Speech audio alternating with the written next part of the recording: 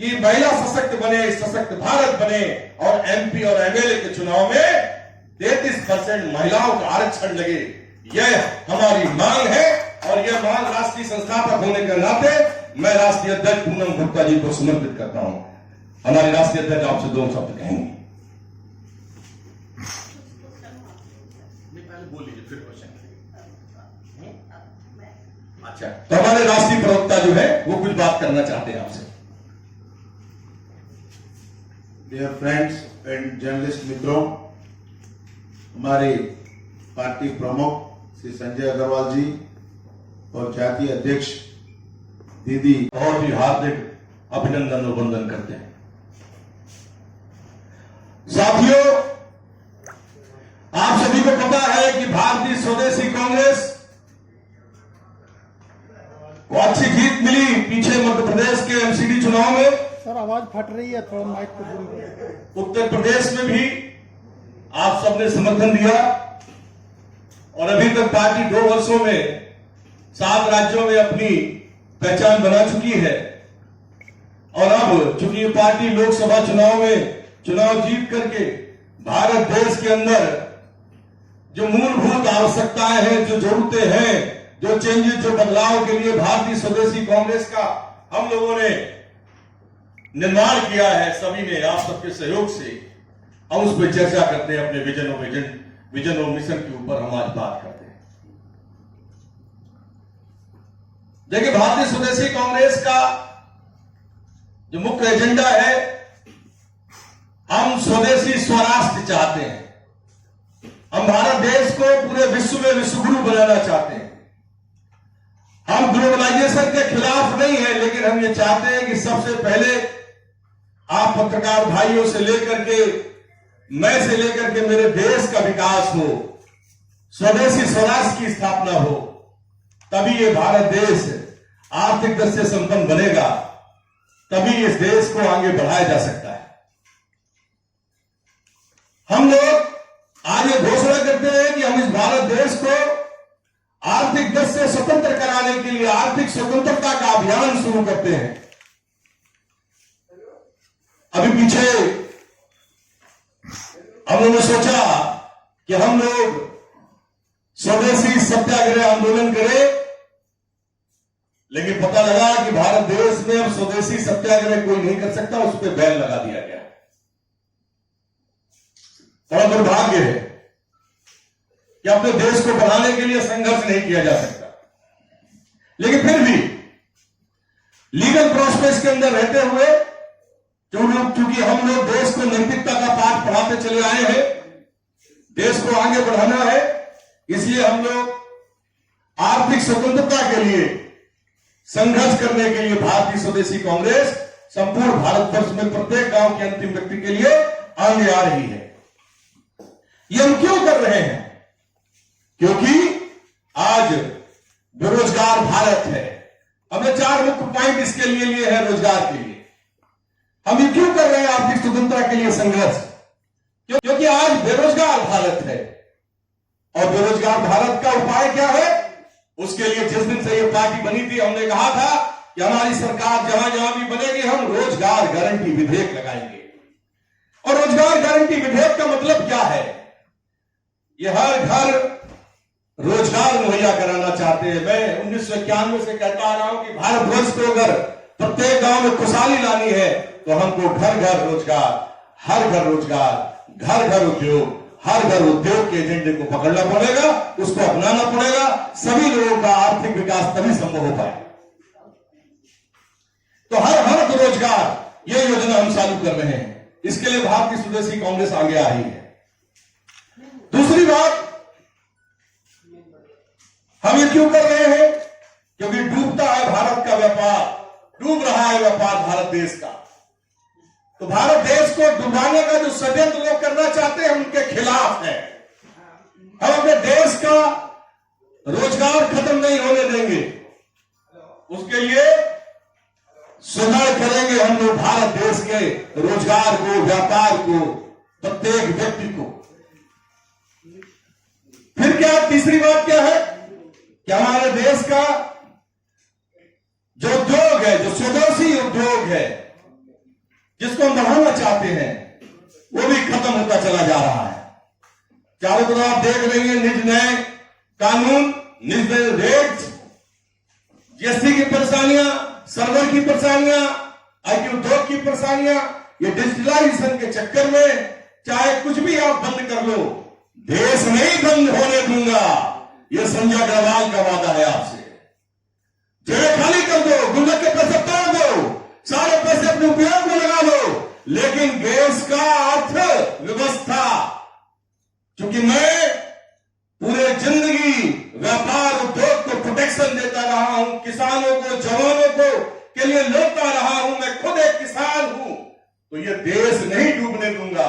ये जो हमारी अनऑर्गेनाइज ताकत है, चाहे कृषि की हो, चाहे उद्योग की हो, चाहे व्यापार की हो, इसको खत्म हम नहीं होने देंगे। इसके लिए किसी भी सीमा तक जाना पड़े, हम संघर्ष करेंगे। चौथी बात, जो महिला आरक्षण बिल की है, जो अभी तक लागू नहीं हो पाई, क्योंकि पार्टी की राष्ट्रीय अध्यक्ष पूनम गुप्ता जी का विजन और मिशन है कि महिलाओं को सशक्त करना, उनको आर्थिक ढंग से मजबूत करना, उनकी स्वतंत्रता के लिए काम करना, और उसके द्वारा देश को 75 सालों में भारत का निर्माण हमारी अभी तक की पार्टियां कर नहीं पाई। एक आदमी ने किसी बात में झगड़ा किया, दूसरे ने कहा कि मैं ये नहीं होने दूंगा, उसकी सरकार बनी, उसने वही एजेंडा लागू कर दिया। नया क्रिएटिव कुछ नहीं है, सृजन कुछ नहीं है, देश के निर्माण के लिए नहीं, व्यक्ति अपने खुद के निर्माण के लिए लगा हुआ है। और सबसे बड़ा दुर्भाग्यपूर्ण क्या है कि पहले परिवारों की सरकार बनती रही, अब व्यक्तिवादी सरकार बन रही है। और हम क्या चाहते हैं आप सबके साथ मिलकर के? हम ये चाहते हैं कि अब नहीं चलेगी, नहीं बनेगी व्यक्तिवादी व्यक्तियों की सरकार। अब नहीं चलेगी, नहीं बनेगी, ना बनने देंगे व्यक्तिवादी व्यक्तियों की सरकार, न परिवारवादियों की परिवारवादी विदेशी सरकार। अब बनेगी स्वदेशी, हमारी आप सबकी भारतीय स्वदेशी कांग्रेस की स्वदेशी सरकार, स्वदेशी सरकार, स्वदेशी सरकार। बोलिए, आप लोगों को चाहिए कि नहीं चाहिए अपने देश की सरकार? आप पत्रकार भाई, मैं आप ही लोगों से पूछता हूं, चाहिए ना देश की सरकार? विदेशी सरकार कौन सी है? विदेशी सरकार जिसमें विदेशी लोग शासन करे, जिसमें विदेशी पॉलिसी शासन करे। अभी हमारे देश में किसान बिल क्या था? ये विदेशियों के द्वारा लाया हुआ ही तो बिल है कि आप दो कॉर्पोरेट के हाथ में आप इसको आप कंट्रोल कर लें, और हमारा जितना यहाँ पे किसान भाई है वो अनऑर्गेनाइज हो जाए, से अनऑर्गेनाइज से ऑर्गेनाइज कर दे, उनको षड्यंत्र के जरिए कंट्रोल में कर दे। भारत देश किसी के कंट्रोल में नहीं आएगा। चाइना और पाकिस्तान जैसे दुष्चारी लोग कंट्रोल करने के लिए प्रयास कर रहे हैं ना भारत देश को। भारत ने कई बार रगड़ करके ठोका है उसको। कहने का मतलब यह है कि इस भारत देश में अब स्वदेशी काम आगे बढ़ेगा, आपके लिए काम। आप पत्रकार भाई हैं, मैं आज पूछता हूं, इतने वर्ष हो गए, 75 साल, हम बाबा साहब अम्बेडकर को मानने वाले लोग हैं, क्या पत्रकारों के लिए कोई बिल आया? आपका आर्थिक ढांचा मजबूत करने के लिए कोई बिल आया? अभी तक नहीं आया। भारतीय स्वदेशी कांग्रेस पत्रकारों के रोजगार को सुरक्षित करने के लिए बिल लेके आएगी। कम से कम आप लोगों के घरों में एक सभ्य समाज के हिसाब से 50,000 60,000 रुपया महीने में आमदनी पहुंचे। आप लोग इसके लिए हम लोग संघर्ष करेंगे आपके लिए। बोलिए, आपको चाहिए कि नहीं चाहिए 50-60,000 रुपया कम से कम महीने में तनख्वाह? निश्चित रूप से चाहिए। 25 years of our independence. Now we are to 76th year. We have seen hundreds of parties is coming into this country, ruling multiple national parties. But still we can say that the purpose of the constitution, purpose of the democracy is still not been seen in this country. I am just questioning you, are you people happy? Are you people happy with the services of the government at your village level, Sarpanch office, or at your mandal level, district level, or any level, in the courts, in the assemblies, in the secretariats, Wherever you go for some service, are you getting any proper response? Is it possible in this country? Is this a purpose that we have got the democracy and so many freedom fighters fought for this country? So there is a lot of lack of service for the citizens in this country.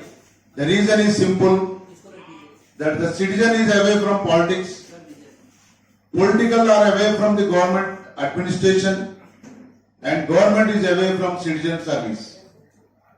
In turn, we are facing day-to-day problems and nobody is there to care of us. In this matter, we all, people like us, we are together, we have decided to form a new party where every citizen will become a member and every citizen will participate in the decision makings of the country, and so that there won't be any gap between the citizen and the politics and government and the citizens. With this agenda, in a professional approach, we want to make the reforms in the administration and the system of this country. So I would like to inform each and every citizen of this country and also the journalist here that this party is mainly focusing on empowering every citizen of this country. There should be a response, respect and recognition to every citizen, so that the real value of the independence, the real value of the democracy we can see in this country. That's how I joined this team to develop together for the united and secular nation India.